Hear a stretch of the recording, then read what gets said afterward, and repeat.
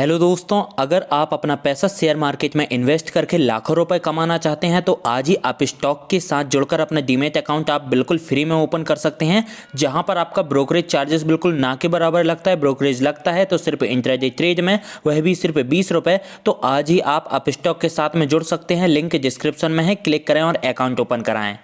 थोड़ा इसमें ऐड कर दो नीरज जी। जी पहले करिए। तो शो में कॉल करने के लिए आपको, आपके दर्शकों को। हम्म। बेसिकली हम जो ओर निकलता है माइंड से, हम्म। जब मील में आता है, उस हम्म। मील में ओर की साइजिंग होती है। हम्म। साइजिंग इसलिए होती है कि उसमें मेटल एक्सट्रैक्ट करना पड़ता है। हम्म। तो उस मील के लिए जो मील लाइनर बनाते हैं, वो मील लाइनर हम बनाते हैं जो कि कंज्यूमेबल्स है, हम्म। कि वो मील लाइनर ग्राइंडिंग मीडिया के साथ उस ओर को क्रश करके साइजिंग करती है। That is a hmm. Major क्या बोलते हैं, activity of our product. So इसे बेसिकली कंज्यूमेबल्स जहाँ पे हम हेल्प करते हैं मिनरल को साइजिंग करने की। ओके, तो देखिए ये और थोड़ा सा ऐड किया, समझाया अग्रवाल जी ने कि ये काम करती है बहुत ही स्पेसिफिक। मेरे ख्याल में शायद ऐसा थोड़ा बहुत काम AIA इंजीनियरिंग करती होगी, जो जिसको डायरेक्ट पेयर इसका मान सकते हैं, लेकिन बड़ी यूनिक कंपनी है। अग्रवाल साहब, क्या आपकी कंपनी जो इस वक्त इंडस्ट्री की स्थिति है, मतलब जो हम लोग सुनते हैं कि स्लो डाउन हो सकता है, कैपेक्स साइकिल हो सकता है, लेकिन आप लोग कहते हैं इससे आपके ऊपर कोई फर्क ही नहीं पड़ता, क्यों? तो मैं वापस एक चीज रिपीट करता हूँ जो हमने साल में पहले बात की थी लिस्टिंग के समय, हम्म। कि हमारी कंपनी जो है मेनली ओपेक्स साइड में है। हम्म। सो ओपेक्स का मतलब जब मील चलती है उनको हमारा मटेरियल चाहिए होता है। हम्म। तो हमारी जो साइकिल कैपेक्स साइकिल नहीं है। हम्म। तो 95% हमारा जो सेल होता है वो ओपेक्स के लिए ही होता है। हम्म। तो जब तक मील चलती है उनको हमारा माल चाहिए। और आपको ये एक और इनपुट दे दूं कि जनरली क्या होता है, मेटल लाइन में मिल्स बंद नहीं होती है स्लो डाउन में। वो थ्रूपुट कम कर सकते हैं मगर मिल बंद नहीं करते हैं। हम्म। तो इसीलिए जनरली स्लो डाउन के केस में हमारे इंडस्ट्री को बहुत ज्यादा फर्क नहीं पड़ता है। हम्म। एंड इसीलिए स्लो डाउन जो हम बात कर रहे हैं अभी, जो on the verge of impact आने वाला है, हमें हमें स्लो डाउन हमारे बिजनेस पे कोई विजिबिलिटी दिख नहीं रही है अभी। और हम पहले भी इसमें कभी लूप में नहीं आए हैं, तो ये स्लो डाउन हमको इम्पैक्ट नहीं करेगा। मनोज जी, इसमें एक चीज़ मैं समझना चाहूँगा। आप जब ये कहते हैं कि कोई असर नहीं पड़ता है, बिल्कुल सही है, क्योंकि मिल चलनी है तो आपके जो प्रोडक्ट की ज़रूरत उनको लगेगी। लेकिन फिर अगर मान लीजिए वो नया कुछ नहीं कर रहे हैं, उसी सर्टेन प्रोसेस को ही वो बार बार रिपीट करें, और जो कंज्यूमेबल, मतलब कि वो जो इक्विपमेंट यूज़ हुआ ख़राब हो गया 6-8 महीने में, दूसरा चाहिए उनको चलाने के लिए, तो फिर तो एक एन्युटी टाइप का ये हो जाएगा। तो फिर ग्रोथ कैसे होगी इसमें? तो इस पे आपका क्वेश्चन सही है। तो ग्रोथ दो तरीके से होती है। हम्म। एक तो ये होती है कि हम मार्केट से इंक्रीज करते हैं, दैट मीन्स हम कंपटीटर से उनका शेयर लेते हैं। हम्म। तो अगर देखेंगे हमारे बिजनेस में क्या होता है, 75 से 80% रिपीट बिजनेस आता है हाँ। और 20 से 25 नए कस्टमर्स आते हैं, जहाँ पे हम अपनी टेक्नोलॉजी उनको शेयर करते हैं, उनको बेनिफिट शेयर करते हैं हम्म। और वहां से नए कस्टमर लाते हैं। हम्म। और दूसरा बिजनेस आता है कैपेक्स से। हम्म। आपका कहना सही है कि कैपेक्स का स्लो डाउन होता है, तो कैपेक्स साइकिल में नए मील्स अगर सिस्टम में नहीं आएंगे तो टू दैट एक्सटेंट हमारा उतना बिजनेस सफर करता है। बट जैसे मैंने कहा 95% बिजनेस हमारा स्पेयर और कन्वर्जन से आता है, वो बिजनेस हमारा एज सच इम्पैक्ट नहीं करता। हम्म। तो ये जो 75% रिपीट वाला है, इस पे असर नहीं पड़ता, लेकिन जो 25% है, एक्विजिशन आप करते हैं, नए वाले लेते हैं, उसमें पड़ता है। उसकी इस समय स्थिति क्या, ऑपरेटिंग एनवायरनमेंट कैसा है एक्चुअली आजकल? तो आप देखेंगे कि मेटल साइड जो है अभी ऑलमोस्ट पीक पे ही है। तो जैसे क्या है, हमारा जितना बिजनेस है मेनली गोल्ड और कॉपर साइड में है। तो मिल लाइन की खपत जो होती है ग्लोबली 78% टू 80% गोल्ड और कॉपर में ही होती है, बिकॉज वहां पे सबसे ज्यादा वेरिफिकेशन रिक्वायरमेंट होती है। और गोल्ड और कॉपर का जो आज के दिन में प्राइस ट्रेजेक्टरी है काफी अच्छा है।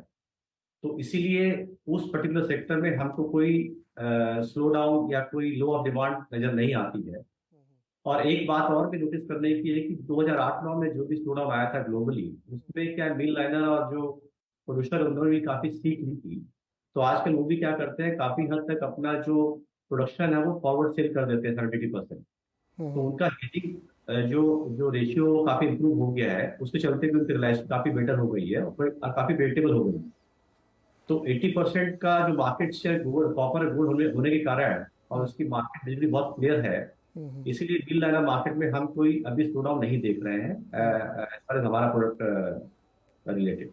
ओके सर, आपका मैं नंबर्स देख रहा था तो इसमें मार्जिन आप मेंटेन करें या थोड़ा सा इम्प्रूवमेंट भी दिख रहा है। मुझे अपने इस मार्जिन पिक्चर को समझाइए हमारे दर्शकों और इन्वेस्टर्स को कि वो मार्जिन आपकी किस चीज़ से प्रभावित होती है। अगर आपका बिजनेस इतना सर्टेन है और क्लाइंट आपके इतने सर्टेन है तो वो किस चीज़ से इम्प्रूव होती है? हमारे केस में क्या धीरज जी की ऑपरेटिंग लिवरेज है। हम्म, हम जितनी हाई वॉल्यूम में जाएंगे उसका पॉजिटिव इम्पैक्ट हमारे EBITDA मार्जिन में ऑलवेज आएगा। तो आप देखेंगे कि हमारा जो quarter to quarter margin improve हो रखा है, और लंपीनेस के कारण हमारा जर्नली क्या होता है, H1 थोड़ा सबड्यूड होता है, H2 ऑलवेज बेटर होता है। ऑन एन एवरेज क्या होता है, वॉल्यूम इंक्रीमेंट में हम जो पहले से बोल रखे कि मार्जिन जो हमारा ट्रेंड है 21 से 23% का, हम उसकी तरफ ऑलरेडी अग्रसर कर रहे हैं।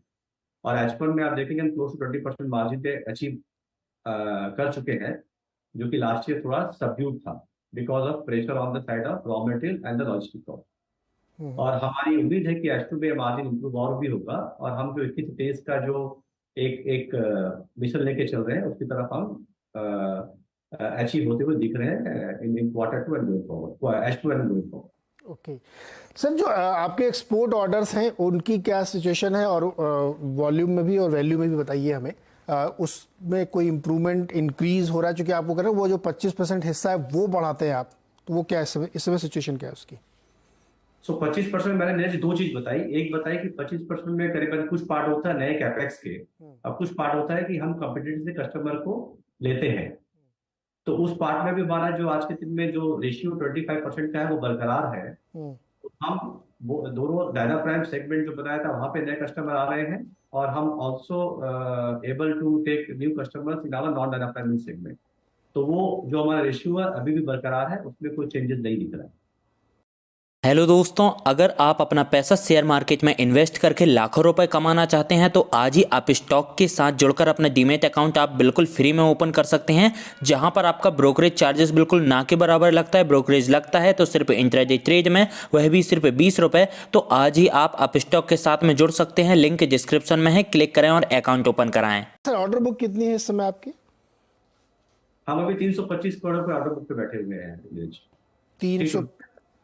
325 बीते क्वार्टर के बता रहे हैं आप? या 1 अक्टूबर को हम 325 करोड़ के ऑर्डर बुक पे बैठे थे। चलिए, हमारे बिजनेस में 3 महीने के ऑर्डर बुक कैरी फॉरवर्ड करते हैं। अच्छा, ये क्या ये भी होता है चूंकि आपके यहाँ रिपीट वाला सिस्टम ज्यादा है तो ऑर्डर बुक बहुत पाइलअप नहीं होती है क्योंकि वो उसी समय निकल गया? एकदम सही बोल रहे हैं आप। जनरली क्या होता है, बिकॉज रिपीट ऑर्डर के कारण जो ऑर्डर बुक आते हैं वो रिपीट के बेस पे आते हैं। हाँ, तो मैंने बताया हम 325 करोड़ ऑर्डर बुक जो बात कर रहे हैं, इसकी डिलीवरी हमें 3 से 3.5 महीने में करनी होती है। तो हम जो ऑर्डर बुक कैरी करते हैं वो 3 से 3.5 महीने की ऑर्डर बुक होती है, उससे ज्यादा की नहीं होती है एज ए बिजनेस, बिकॉज ये सारे के सारे इसके ऑर्डर ज्यादा होते हैं, रिपीट ऑर्डर ज्यादा होते हैं। ओके। सर, आपका क्या अपना कैपेक्स प्लान हमें बताइए, क्या चल रहा है इस वक्त? सो कैपेक्स प्लान आपको याद होगा, हमें बताया था चीनी हमारा मेजर कैपेक्स प्लान है, क्योंकि सारा मैक्सिमम ग्रोथ डाटा प्लान का वहां से आने का है। तो उस पर्टिकुलर मूव में हमने लैंड एक्वायर कर लिया है, हम कुछ परमिशन के लिए अप्लाई कर चुके हैं। तो वो प्लान हमारा ट्रैक पे है। एंड जैसे बताया था हमने कि Q1 FY25 में हमारा टारगेट है उसको कॉमर्साइज करने का। बाकी इंडिया में भी capex plan in terms of adding presses वो भी ऑनलाइन ही है, एंड साउथ अफ्रीका में भी हम कुछ कैपेसिटी बढ़ाने की बात कर रहे हैं। तो FY25 में 25-26 में जाके हमारा maximum capacity expansion programme complete हो जाएगा। ओके। एक चीज सर आपने और बताई थी आप लोगों ने लिस्टिंग के समय ही कि आपका H2 H1 से ज्यादा बेटर होता है, क्यों? जो हमने देखा जनरली क्या होता है कि ग्लोबली जो वो फॉलो करते हैं, कैलेंडर ईयर फॉलो करते हैं, तो उनका टेंट ऑफ क्या होता है कि फर्स्ट हाफ में they tend to keep the order book intact, budget उनका इंटैक्ट। और जब H2 जब आता है वो ऑलवेज कोशिश करते हैं कि सारे के सारे वो बजट को कंज्यूम कर लें। तो जो ऑर्डर बुक हमारे पास आती है कैलेंडर के हिसाब से, उनके Q3 Q4 of calendar year, जो हमारा Q3 Q4 ऑफ फाइनेंशियल होता है, ज्यादा होता है। तो इसलिए जब Q3 Q4 कैलेंडर का जो ऑर्डर बुक जब हमारे पास आता है, that turns into revenue in Q3 Q4 of our financial year. और उनका Q1 Q2 ऑफ कैलेंडर जो होता है ऑर्डर बुक का, वो लो होता है। इसलिए हमारा H1 जो फाइनेंशियल Q1 Q2 होता है वो लो होता है। Okay, that's fine. अच्छा मनोज, एक बड़ा अनरिलेटेड क्वेश्चन है, उससे जानकारी के लिए पूछो। पेरू में आजकल बड़ा झगड़ा झंझट चल रहा है और वो कॉपर के बड़े भारी प्रोड्यूसर है, तो उसका कुछ बताइए, क्या असर कुछ हो रहा है क्या इंडस्ट्री पे? लैटिन में थोड़ी चीजें होती थी, आपको याद होगा चिली में भी 3-4 साल पहले काफी उन्माद हुआ था कुछ कंट्री को लेके। हाँ, सारे सेटल हो चुके हैं, पेरू में भी हुआ कुछ पर्टिकुलर जगह पे, बट अभी तक हमको उसका कुछ इम्पैक्ट नहीं हुआ है, तो इन तरीके है। हाँ हाँ और पेरू वैसे भी हमारे बेसिकली मार्केटिंग कंपनी है, we don't have any benefit हाँ फैसिलिटी। हाँ, नहीं बट वो तो मैंने इंडस्ट्री के लिहाज से समझने के लिए पूछा, क्योंकि वो मैं पढ़ रहा था कि उसमें बहुत सरकार और के खिलाफ बड़ा माहौल बन गया है वहाँ पे। हाँ, वो जैसे चिली में भी हुआ था, लैटिन में कई बार ये होते रहते हैं। जैसे आपको याद होगा चिली में काफी हाँ साल बिल्कुल। पहले काफी नया कस्टमर बना, नई गवर्नमेंट आई है, हम्म बट एक्चुअली अभी तक ऐसा कोई इम्पैक्ट नहीं हुआ है हम्म ऐसा दिल्ली से 12 minute discussion, because Peru Chile ये दोनों कंट्री जो है पूरी की पूरी माइनिंग पे डिपेंड करती है, जैसे आपको पता होगा। हम्म। तो सबवे वो हमेशा ट्राई करते हैं कि माइनिंग में ज्यादा इम्पैक्ट नहीं आए, अदरवाइज उनकी इकोनॉमी पूरी इम्पैक्टेड हो जाती है। ओके, तो मनोज जी बहुत शुक्रिया। और मैं आपकी बातचीत से ये समझा कि जो जो नया बिजनेस आप एक्वायर कर रहे हैं वो आपके लिए ग्रोथ ड्राइवर है। रिपीट बिजनेस आपका एन्युटी है, लेकिन चूंकि वो कंपटीशन में नहीं है उसमें, तो आपके लिए बढ़िया है। और आप थर्ड और फोर्थ क्वार्टर जो इंडिया का होगा उसमें बढ़िया रिजल्ट पेश करेंगे। सही, आप सही पकड़े। सही पकड़े। Thank you sir, thank you so much Manoj ji जुड़ने के लिए हमारे साथ, क्योंकि बहुत इंटरेस्टिंग कंपनी थी, तो मैंने कहा इसको समझा जाए। क्योंकि बहुत लोग, जैसे एक बार मैं बताऊं मनोज जी, मैं 3M इंडिया के बारे में पढ़ रहा था, मुझे वो बहुत समय लगा उसको समझने में कि ये काम क्या करते हैं वो। तो वैसी आपकी कंपनी है, इसको आसानी से समझना बड़ा मुश्किल है, लेकिन आज थोड़ा सा जानकारी आपके थ्रू मिली। बहुत बहुत शुक्रिया सर हमारे साथ जुड़ने के लिए। धन्यवाद। 596 रुपये 15 पैसे पे टेगा इंडस्ट्रीज इस वक्त ट्रेड कर रहा है। और जो रिसेंट लिस्टिंग हुई उनमें से ये स्टॉक है जो सबसे कम करेक्शन में इस वक्त चल रहा है। छोटा सा एक ब्रेक।